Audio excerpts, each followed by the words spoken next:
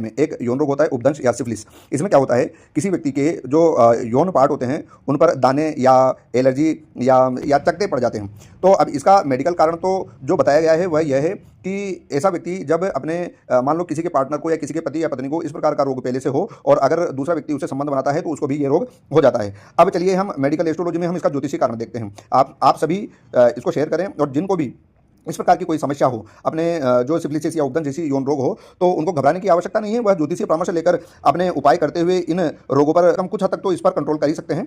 चलिए हम बात करते हैं। अच्छा, इसकी एक और प्रॉब्लम है। जब ये रोग होता है तो इसकी ये है कि ये रोग अपने गुप्तांगों तक ही सीमित नहीं रहता, ये वस्तुतः हृदय को भी परेशान करता है। जब मैं इसका अध्ययन कर रहा था तो बताया गया कि ये हृदय को अस्थिर करता है और फिर वहाँ से मस्तिष्क की मानसिक अस्थिरता भी पैदा करता है। तो ये हृदय और मस्तिष्क पर भी अटैक करने वाला रोग है। चलिए हम इसके ज्योतिषी कारण देखते हैं। देखिए बंधुओं, क्या होता है कि आपकी कुंडली में, किसी भी व्यक्ति की कुंडली में गुप्तांगों पर 7वां और 8वें भाव का नियंत्रण होता है। तो जब कभी भी 7वां या 8वां भाव पीड़ित या अशुभ अवस्था में होता है तब उस व्यक्ति को यह रोग हो सकता है। शुक्र गुप्तांगों का और यौन इच्छा का कारक है। तो जब कभी भी शुक्र पीड़ित हो, अशुभ हो, नीच हो, अब जैसे यहाँ पर हमने दिखाया केतु से शुक्र पीड़ित है, तो ऐसी स्थिति में यह सिफिलिस नामक यौन रोग हो सकता है। मंगल अष्टम भाव में बैठकर शनि से पीड़ित हो रहा है या मंगल जैसे राहु के साथ बैठकर पीड़ित हो सकता है, नामक यौन रोग हो सकता है। शुक्र अपनी कन्या राशि में बैठ जाए तो भी यौन रोग की संभावना बढ़ती है। इसके अलावा यदि ये अष्टमेश या केतु और शनि से पीड़ित हो तो ऐसे व्यक्ति को भी यह सिफिलिस नामक यौन रोग हो सकता है। तो परेशान होने की आवश्यकता नहीं है, केवल इतना सा है, सही कुंडली परामर्श लेकर अपना उपाय कीजिए। इससे काफी हद तक आपको परेशानियों से छुटकारा मिल सकता है।